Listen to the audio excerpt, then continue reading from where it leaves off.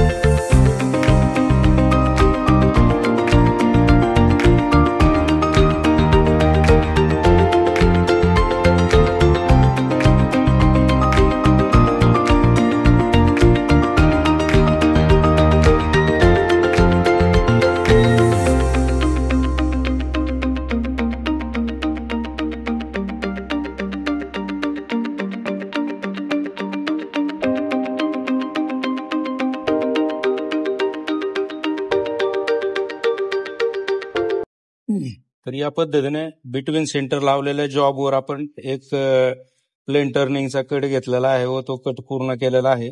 आणि अशा पद्धतीने आपण बिटवीन सेंटर मध्ये सेट केलेल्या जॉबवर काम करू शकतो. आता सध्या इथं उदाहरण म्हणून आपण प्लेन टर्निंगचा कट घेतला, याच्यावर आपण टर्निंग करू शकतो, त्यानंतर स्टेप टर्निंग करू शकतो आणि लेथवर इतर जॉबवर जे करण्यात येणारी सर्व ऑपरेशन आपण या पद्धतीनं जॉब पकडल्यानंतर बिटवीन सेंटर करू शकतो. याच्यामध्ये समजा रेडियस असेल, चाम्फर असेल, टेपर असेल, तर या सर्व गोष्टी आपण या बिटवीन सेंटरमध्ये आपण जॉब लावल्यानंतर करू शकतो.